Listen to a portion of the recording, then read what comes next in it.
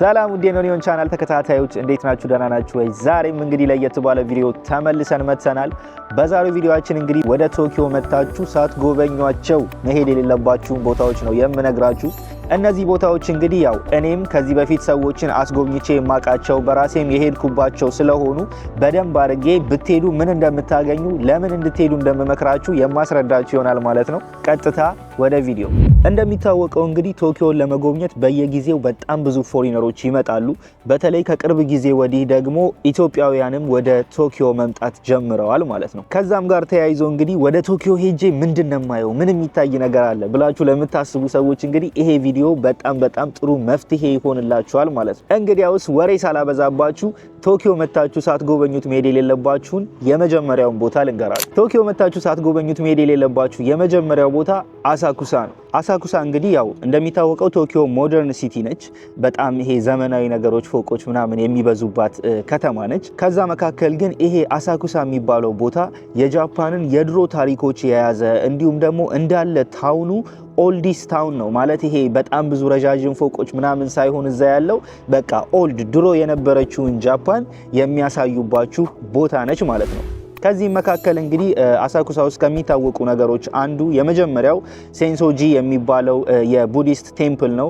ይሄም እንግዲህ በጣም the oldest የሚባለው ቴምፕል ነው ቶኪዮ ውስጥ ካሉት። ስለዛዛ ሄዳችሁ ይሄንን ቴምፕል ማየት ትችላላችሁ። በጣም ብዙ ቡዲስት እምነት ተከታዮች ጸሎት ያደርጋሉ ምናምን። ግን ያው ቡዲስት ከሆናችሁ ኦፍ ኮርስ እናንተም ማድረግ ትችላላችሁ። ካልሆናችሁ ግን ሄዳችሁ ብትጎበኙት በጣም አሪፍ ቦታ ነው፣ ወይም ጥሩ ቪው አለው ለፎቶ ምናምን በጣም አሪፍ ነው ማለት ነው። ስለዚህ ሴንሶጂ የመጀመሪያው ዴስቲኔሽናችሁ ይሆናል። ሁለተኛው ደግሞ እንደ አክቲቪቲ አሳኩሳ ከሄዳችሁ የሰው ሰረገላ አለ። ኦፍ ኮርስ ከተወሰኑ ዓመታት በፊት እኔም እዛ ሄጄ ቪዲዮ ሰርቼላችሁ ነበረ። በቅርቡ በድጋሚ እንደምሰራላችሁ ተስፋ አደርጋለሁ። ይሄ ቦታ እንግዲህ የሰው ሰረገላ ማለትም በድሮ ጊዜ እንደ ሂስትሪ ጃፓኖች የሚጓጓዙት በሰው ነበር እየተጎተቱ ማለት ነው። ይሄ እንደ ሰረገላ አይነት ነገር ሆኖ የሚጎትተው ግን ሰው ነው። ፎቶውን አስገባላችኋለሁ ኦር ቪዲዮ። እና ይሄንን ሰረገላ እንግዲህ ያው እየዘመነ ሲመጣ መኪኖች፣ የተለያዩ መጓጓዣ መንገዶች እየመጡ ሲመጡ ጠፍቶ ከሚቀር በማለት እንደ ማስታወሻነት እዚህ አሳኩሳና አንዳንድ ኦልዲስ ታውን የሚባሉ ቦታዎች ላይ ይጠቀሙታል ማለት ነው። ይሄም እንግዲህ ያው ለቱሪስት መስህብ እንዲሆን ተብሎ የተሰራ ነገር ነው። ስለዚህ እዛም ሄዳችሁ የተወሰነ ብር ከፍላችሁ ሂስትሪ እየነገሩ ምናምን እየጎተቱ ያጓጉዟቸዋል ማለት ነው። ስለዚህ አሳኩሳ ሄዳችሁ ይሄኛውንም ነገር ማየት ትችላላችሁ። ሌላኛው ደግሞ እንግዲህ ወደ አሳኩሳ ከሄዳችሁ ናካሚሴ የሚባል ስትሪት አለ። ይሄም ስትሪት እንግዲህ ምንድነው የሾፒንግ ስትሪት ነው። በጣም ብዙ ነገሮች የሚሸጡበት ነው።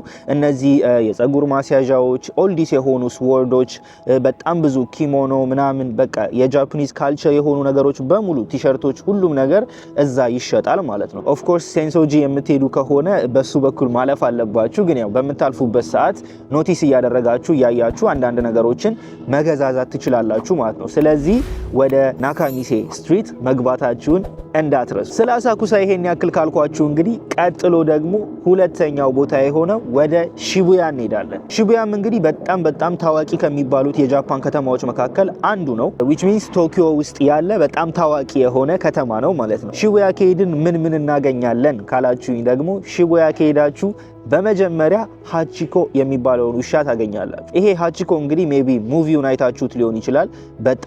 በጣም ታዋቂ ውሻ ነው። ይሄ ውሻ እንግዲህ ያው ለ9 ዓመታት ያክል ሺቡያ ስቴሽን ፊት ለፊት ባለቤቱን ሲጠብቅ እዛው ጋር ሞቶ ሐውልት የተሰራለት ውሻ ነው ማለት ነው። ሙሉ ታሪኩን ያው ያልነግራችሁም ገብታችሁ ሰርች አድርጋችሁ ይዩት።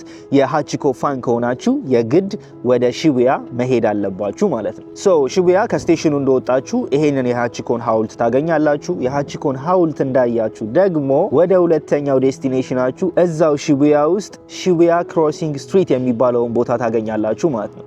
ይሄ ስትሪት እንግዲህ ምንድነው ኦፍ ኮርስ ዜብራ ነው፣ መሻገሪያ ነው። በጣም ብዙ ፊልሞች ተሰርተውበታል። በጣም ብዙ ሰው በመሻገር ከዓለም አንደኛ ነው።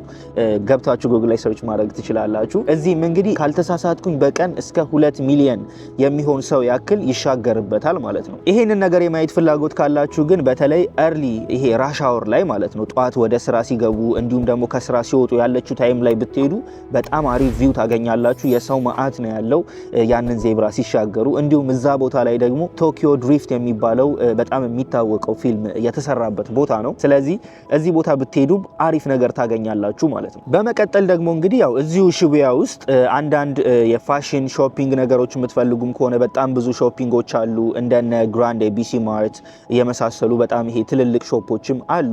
ሶ እዛ ሄዳችሁ ሾፕ ማድረግ ትችላላችሁ ማለት ነው።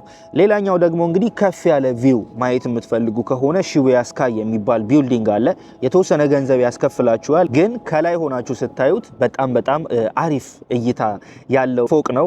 በተለይ ማታ ላይ ፎቶ ለመነሳት ላይቲንጎቹ ምናምን በጣም ያምራሉ። ሩፍ ላይ ነው፣ ቶፕ ሩፍ ነው ያለው። ስለዚህ እሱም ላይ ብትወጡ አሪፍ ነው ማለት ነው። ከሺቡያ ስንወጣ እንግዲህ ወደ ሽንጁኩ ነው የምንሄደው። ከሺቡያ አጠገብ ኦፍ ኮርስ ሽንጁኩ የሚባል ከተማ አለ።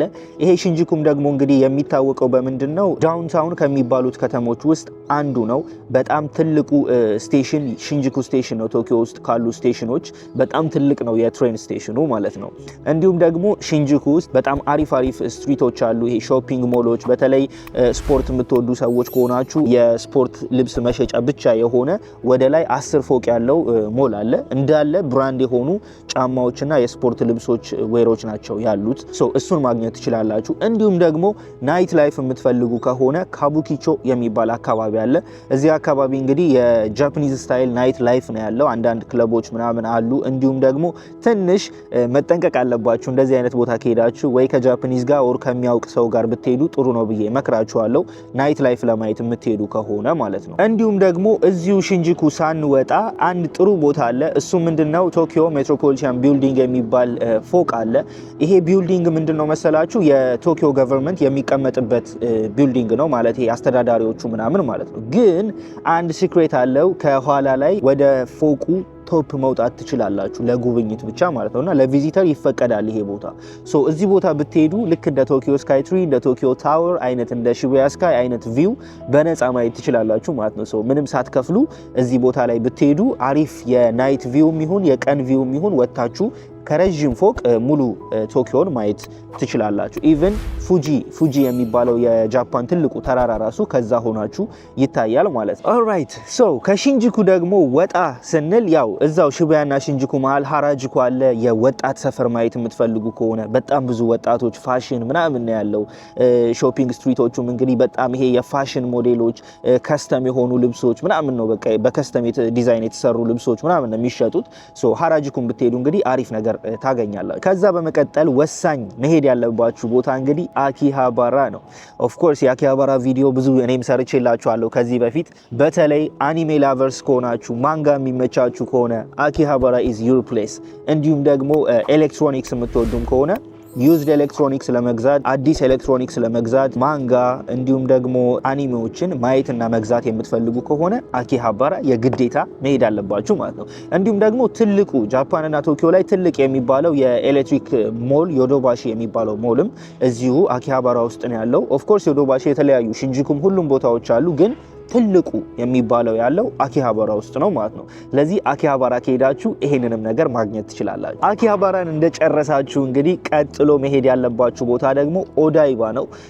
ኦዳይባ ምን አለ ካላችሁኝ ደግሞ አንደኛ በጣም የሚያምር ከተማ ነው። የአርቲፊሻል ከተማ ነው። አብዛኛው ነገር ኦልሞስት ከ90% በላይ የሚሆነው አርቲፊሻል ነው። ይሄ ማለት ምንድነው? ከአመታት በፊት ኦዳይባ የሚባለው አካባቢ እንዳለ ባህር ነበረ። እንደሚታወቀው ጃፓን በውቅያኖስ የተከበበች ነች። ያም አካባቢ ውሃ ነበረ ማለት ነው። ግን ስቲል አሁንም የሚደረግ ነገር ነው። ጃፓኒዞች ምንድነው ያደረጉት? የሀገሪቱን ቆሻሻ እንዳለ እዛ ውሃ ውስጥ በመጨመርና በመድፈን መሬት አድርገውት እዛ ላይ ነው ቤት የሰሩት ማለት ነው። የምታያቸው ፎቆች እንዳለ እዛ የተደፈነ መሬት ላይ የተሰሩ ፎቆች ናቸው ማለት ነው።